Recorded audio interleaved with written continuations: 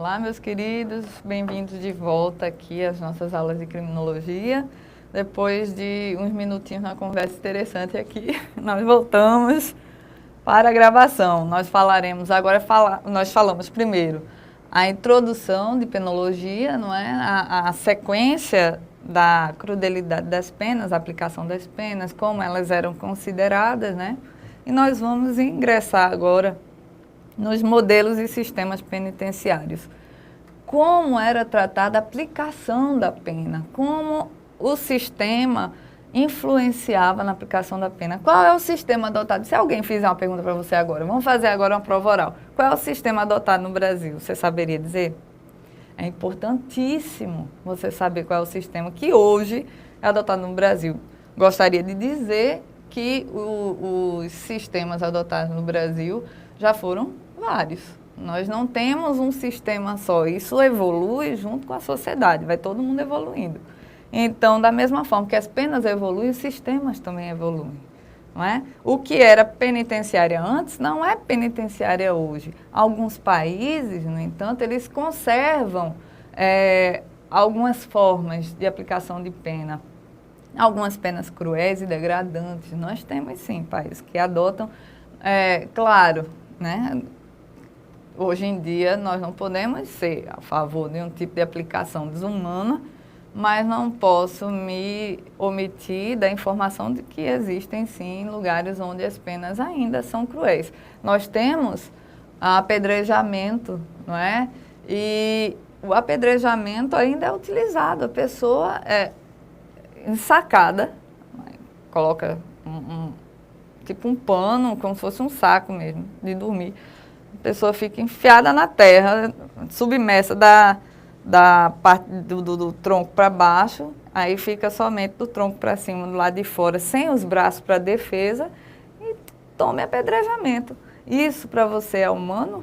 Isso é uma pena humana? Isso não pode ser humano. Né? Esse tipo de aplicação de pena não é humano. Mas existe ainda hoje. Né? Então vamos lá. A primeira escola que nós temos, escola clássica, né? Nós temos aí o estudo da aplicação da pena. Então, a pena é a figura principal da escola clássica. O que mais importa para a escola clássica é o poder que a pena tem de inibir a prática do crime. Escola clássica, poder de inibição do crime na sociedade. É isso que a gente tem que ligar. Quando for se referir à escola clássica, é a inibição do crime pela aplicação da pena. Isso é importante. A gente acha que tem concurso que não tem prova oral, mas tem. E muitos você não precisa fazer procurador da República para poder ter prova oral, nem magistratura. Nós vimos aí a Polícia Federal com essa. Né? É importante a gente ter essa noção. Primeiro, nós temos aí a inspiração iluminista. Portanto, nós já temos aí uma evolução na aplicação da pena, né? A pena, ela deixa de ser um mal injusto, aquele mal que exacerba, aquele mal que extrapola da medida da justiça, porque a justiça tida como nós a concebemos hoje. Porque justiça para cada fato, para cada época, para cada período, justiça é justiça. O que seja injusto para nós hoje ou não, justiça naquele momento era justiça, seja ela qual for. Olho por olho, dente por dente, era justiça. Não deixava de ser. Agora, claro que para a nossa concepção atual, é inócuo o sentido de justiça nessa concepção. Né? Nós não aderimos a esse tipo de justiça. A ausência de caráter preventivo. A pena ela não era utilizada para prevenir a prática do crime. Por quê? Porque a aflição da pena era um fator mais importante.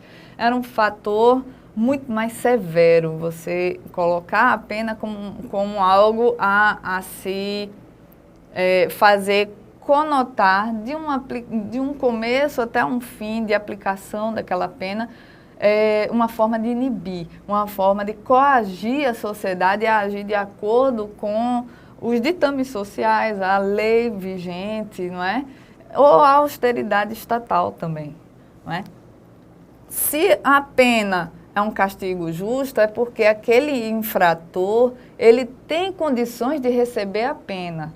Portanto, se o infrator, ele fosse uma pessoa ausente de condições de ter a pena aplicada contra si, fosse uma pessoa, se ele fosse autista, se ele tivesse demência, ele não seria concebido nesse tipo de formato. Ele não seria digno de aplicação de pena. Mas isso não era considerado. A pena era justa porque o infrator tinha condições de se determinar de acordo com aquele entendimento, não é? Então, o infrator praticava o crime, ele recebia uma pena, ponto. Não tinha a análise do criminoso, não tinha as circunstâncias. Eles não procuravam estudar a cabeça do criminoso. Isso não era importante naquele momento. Era importante saber que a sociedade sofria um mal e aquela pessoa que praticava o mal precisava receber a reprimenda estatal, ok? Então, nós temos aqui satisfação da justiça. A satisfação da justiça é um fator preponderante porque a justiça era o próprio Estado, não é? Então, naquele momento havia a preocupação de se fazer justiça através do Estado.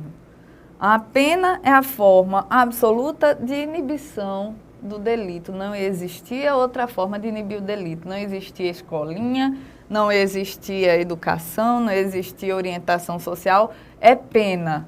Como é que a gente inibe o crime? Aplicando uma sanção penal, fazendo com que aquela pessoa servisse de modelo, né, para a sociedade. O delito é uma consequência exclusiva da vontade do infrator, porque o infrator tem condições de se determinar de acordo com aquele tipo de situação. O infrator, ele quando pratica o crime, isso na escola clássica, viu? Quando o infrator, ele pratica o crime, ele sabe exatamente as medidas de consequência daquele crime. A severidade da pena, ela não é assim, alçada a ofensa realizada a Deus, como era no caso, né? Não é. Nesse momento, nós temos uma preocupação com a responsabilidade social, com a responsabilidade moral. Nós temos uma consequência direta com o dano praticado, com o dano sofrido naquela sociedade. Então, a análise era bastante objetiva. Houve um dano social, aquela pessoa praticou um fato tido como crime e tem que receber do Estado uma pena. Acabou-se. Uma coisa bem objetiva. Pessoas que se destacaram nessa época, Beccaria e Carrara. Beccaria, ele, como a gente viu nas primeiras aulas, ele se envolveu em um problema muito grande quando ele decidiu escrever, não é? A obra que fez com que o expoente Beccaria fosse conhecido. Dei delite e dei pena, né? Foi ele que concebeu. Ele fez um estudo da pena que foi muito interessante. Se você ler esse livro hoje, você vai ver que é exatamente isso que se aplica nos dias de hoje. O cara conseguiu escrever um texto que pode abranger a sociedade em qualquer momento. Ele foi muito perseguido por conta do texto que escreveu. Beccaria, ele fez com que as pessoas parassem para refletir sobre a penalidade, sobre a crueldade da aplicação, a severidade do Estado, né? A falta de justificativa nessa severidade. Por que as penas tinham que ser cruéis? Quem era o Estado para matar alguém? Por que o Estado deveria tirar a vida de alguém? O que é que justifica o fato de uma pessoa cometer um crime, ter um mal muito maior, né, imposto contra si? Porque se o cara roubasse, ele tinha a mão decepada. Então, é um mal extremamente maior do que o mal que ele efetivamente causou.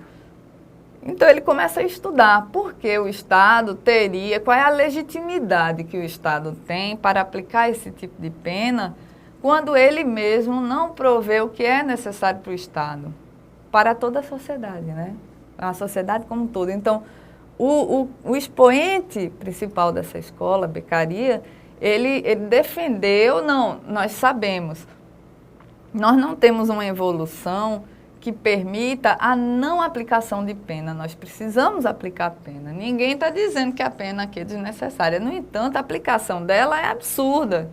É como uma pessoa que você diz, não, olha, você não está errado, não, você está certo. Agora, o jeito como você fala está errado. É a mesma coisa. Você dizer que precisa aplicar uma pena. Precisa, mas a aplicação dela é injusta. É como hoje, fazendo um paralelo. Hoje, a pena privativa de liberdade, ela é necessária. Infelizmente, nós temos necessidade de aplicar, mas a forma como ela é aplicada nesses estabelecimentos prisionais degradantes, né, que ofendem os direitos humanos, esse tipo de local para se pagar uma pena, né, se cumprir uma sentença, degrada o sentido próprio do ser humano. Então, não tem sentido colocar um ser humano para aplicar, para se submeter a uma pena num local como isso. Então, o paralelo que se faz com a escola clássica, se você quiser lembrar, é esse. A severidade da pena varia de acordo com o grau de responsabilidade moral. Ela pode ser severa, mas a severidade ela tem uma gradação. Ela não existe como uma pena única, não é? Cometeu um crime, vai morrer. Cometeu um crime 2, vai morrer do mesmo jeito. Não existe. O critério de justiça é ausente nesse sentido. Não é? O critério de justiça está baseado justamente na gradação, tanto da pena quanto do mal causado. Quanto maior o mal, o dano causado, maior a aflição da pena. Porque também, nesse caso, nesse sentido, maior a possibilidade de reflexão com relação ao dano causado, né, pelo próprio apenado. Ok? Próxima. Essa escola antropológica, a gente passou da escola clássica, onde tudo é muito estudo, muito abstrato. Vamos lutar contra a severidade da pena, vamos lutar contra tudo que diz respeito ao ataque aos direitos humanos. A gente luta. Na escola antropológica, o homem é o centro, né? O antropo fica sendo o centro. A pena, ela não é utilizada como meio de aflição, sofrimento pessoal. A pena necessariamente faz sofrer. Querendo ou não, uma pessoa que tem uma pena imposta contra si sofre. Mas sofre de acordo com a gradação do sofrimento que ele mesmo causou. Isso já é remanescente da escola clássica. No entanto, a pena é utilizada como meio de defesa social, tirar da sociedade aquele indivíduo que faz o mal, que causa a perturbação. Esse é o sentido principal da pena até hoje, não é? Não é a extinção do ser humano, não é a morte do ser humano, mas é o isolamento. O problema é o seguinte, nós vamos ver nos próximos minutos que esse isolamento, ele não é feito de uma maneira, não foi pelo menos hoje em alguns países mas não foi feito de acordo com a obediência, né, aos critérios de direitos humanos. Às vezes esse isolamento foi muito cruel. O homem não é singularmente responsável pelo crime, mas como sendo contexto de uma sociedade assim se faz, desculpe, responsável. Faltaram 2 acentos aí no responsável 1 e 2. Mas vejam, se vocês analisarem direitinho, aquele critério de tipicidade conglobante, que pelo menos caía muito em prova, hoje até está caindo menos, mas de alguma forma não se dá o nome, mas se fala onde um homem não é sozinho responsável por aquilo que praticou. Isso vem da época da escola antropológica. Nós temos Lombroso. Lombroso, ele abriu as portas da escola antropológica, foi estudar um homem, estudar o criminoso. O que tem dentro do organismo, fora do organismo, como é a afeição, como é o comportamento de acordo com a estrutura humana daquele cidadão. Então, ele não existe sozinho. Tudo que faz parte do homem porque dele nascem todas as coisas, mas também são advindas as coisas pelo meio da sociedade. não é? Desculpe. Então, se um homem comete um crime, ele tem a sua parcela, sim, de responsabilidade, mas a sociedade que o abraça também tem. A tipicidade conglobante, que hoje tem um nomezinho, né, de Zaffaroni. Agora, desde essa época já era considerada essa responsabilidade social. Se alguém furta um carro na rua, o homem que furtou, o ser humano que furtou, é diretamente responsável, mas a sociedade que não conseguiu prover as necessidades dele, as condições básicas de sobrevivência, a inserção no meio social, no mercado de trabalho. Então, é uma responsabilidade conglobante mesmo, é uma responsabilidade de todos nós, compartilhada e dividida, não é? A responsabilidade legal se justifica diante de qualquer responsabilidade moral, porque nós temos aí a responsabilidade íncita de todos nós, aquela responsabilidade que nós criamos dentro de nós mesmos, uma questão moral, e nós temos a responsabilidade difusa, que é aquela que se aplica dentro do meio social. É aquela participação efetiva da sociedade, não cometer um crime porque fazemos parte de um contexto social.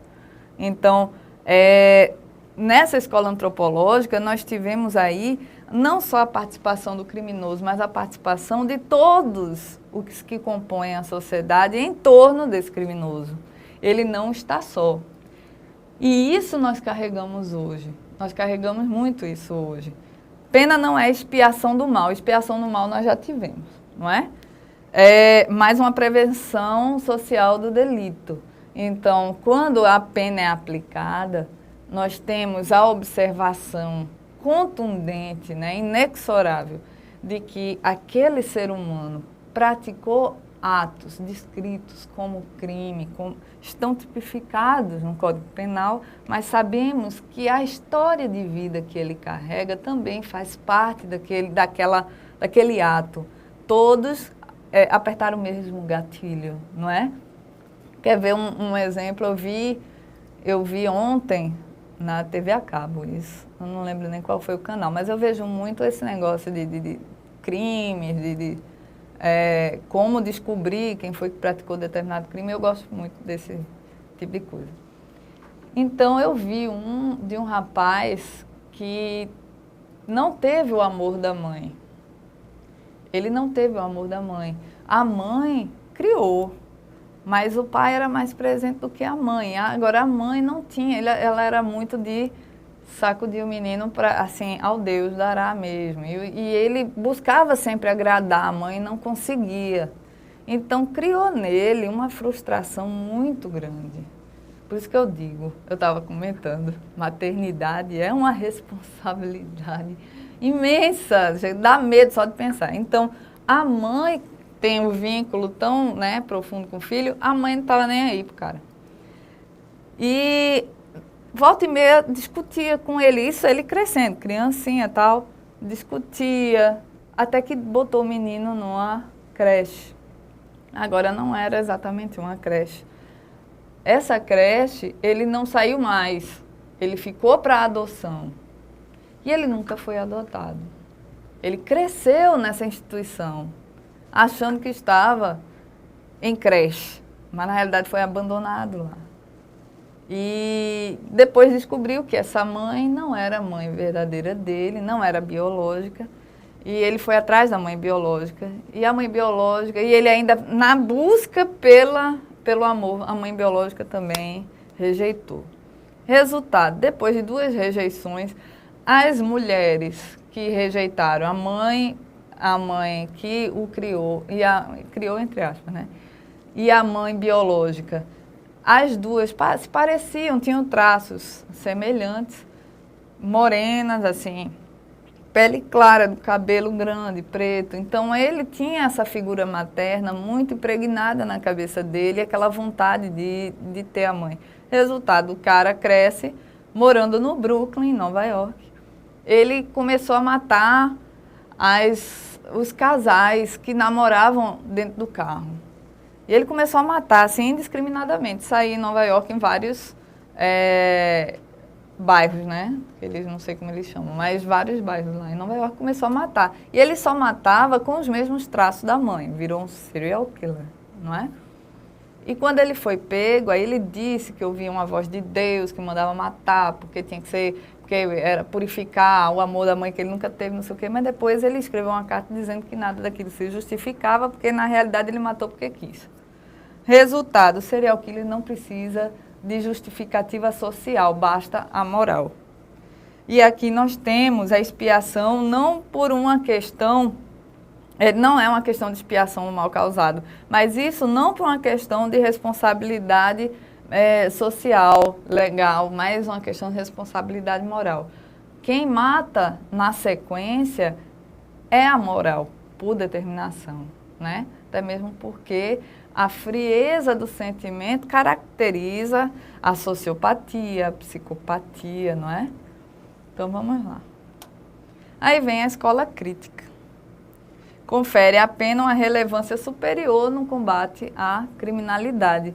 Então nós vamos estudar, nós já estudamos a aflição da pena, vamos estudar agora o criminoso e agora nós vamos voltar à pena, mas na pena com o contexto social. A aplicação da pena com o contexto social. Ela pode ser utilizada, sim, no combate à criminalidade, mas ela é utilizada de uma maneira a lecionar, a ensinar, a incutir na cabeça do criminoso os valores que ele não teve na sua evolução pessoal, né? Ele crescendo dentro da sociedade, ele não se apercebe dessas coisas. Então, vem a pena e ensina exatamente a viver. É para isso que a pena vai servir perante a escola crítica.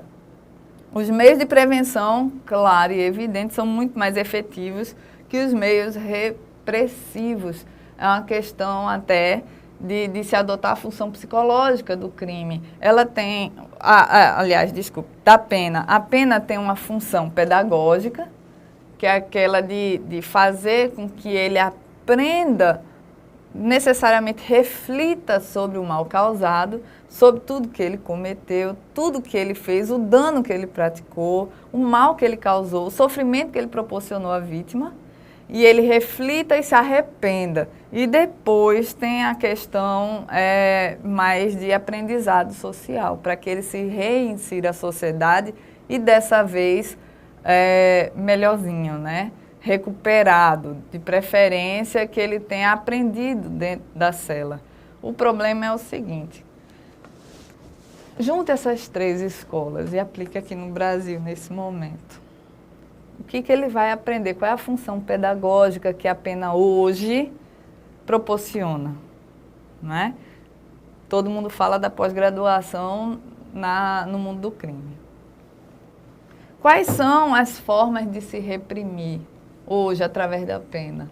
Aqui no Brasil, os modelos de pena, as formas de se apenar, como é que nós temos? O que nós utilizamos como meio legal de se aplicar uma pena? Será que isso tem efetivamente uma função pedagógica, né, bem firmada? A função psicológica de fazer com que o apenado reflita e decida por si só e trabalhe, né, trabalhe dentro de si essa questão da pena para ver se ele tem condições de se firmar, de compreender o mal causado. Será que ele tem condições hoje? Ok? Então, quando cair na sua prova alguma coisa com relação a essas 3 escolas, é fundamental que você saiba o seguinte: houve uma evolução aí, uma diferença de objeto de estudo. Primeiro, nós falamos aqui sobre o crime, sobre a gravidade do crime, a retribuição da pena, não é? Na escola clássica, que a severidade da pena, ela é necessária, mas ela é necessária de uma maneira gradativa, de acordo com o mal causado. Depois nós vamos para a antropológica. O crime é importante? Mas é muito mais importante estudar o criminoso. Então nós vamos saber aqui qual é a questão da responsabilidade moral, o que tem dentro do criminoso, o que ele sente quando pratica o crime, o que é importante saber. Os estudos de Lombroso, por exemplo, naquele momento eram extremamente importantes. Hoje a gente não tem, né, nem resquício, mas firmou-se aí a importância, assim, inarredável de que ele formou um início de escola, ele fez com que o homem se tornasse o centro, de fato, não é? Era um psiquiatra que tentou fazer com que as pessoas parassem de olhar para a crudelidade do crime apenas, ou então para as masmorras, ou para as formas de se penalizar.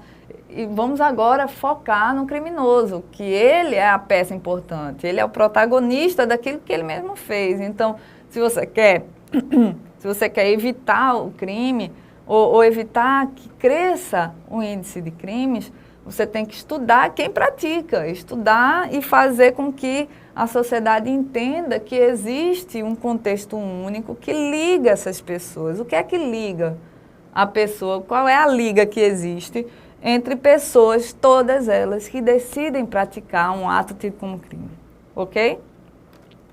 E a escola crítica, que fala justamente disso, que se nós passamos por um momento de estudar a pena e nós passamos por um momento de estudar o criminoso, nós temos agora elementos suficientes para fazer com que a pena que nós estudamos seja aplicada àquele criminoso que nós também já estudamos de uma maneira mais justa e, de preferência, ter uma importância, proporcionar à pena uma importância muito superior à que um dia ela já teve, fazendo com que ela se torne um instrumento de defesa social, um instrumento de controle da criminalidade. A pena, ela é suficiente ao ser estudada, a forma de se penalizar, ela é suficiente para se tornar um efetivo instrumento de controle da criminalidade, mas ela deve ter uma atenção específica, deve ter um objetivo, deve ter uma função. Apenar por apenar, isso aí você deixa lá para as eras de 1800 e bolinha, isso não existe mais. Não se aplica uma pena de maneira aleatória. A pena é aplicada, ela tem que ter uma função. E hoje nós percebemos isso no artigo 59 do Código Penal. Quando o juiz ele vai aplicar a pena, ele vai estudar tudo o que cerca aquele criminoso. Ele não vai só ver que ele deu um tiro na vítima e a vítima morreu. Por que ele deu? O que foi que causou? Quem é a família? Como foi a vida dele? Tem uma avaliação psicológica? Como é que foi? Então, você vai estudar, criar como se fosse um raio mesmo, em torno daquele fato tido como crime. E naquela área toda de contexto social, de família, de trabalho, de amigos, de todo mundo, você vai saber exatamente quem era o criminoso, o que ele fez, por que ele agiu daquela forma e ele tinha como não agir daquela forma, né? E aí sim o juiz vai aplicar de uma maneira justa a pena, ok? A gente se vê daqui a pouco, é a época de tomar a aguinha, aquele banheiro do xixi estratégico. A gente daqui a pouco se vê.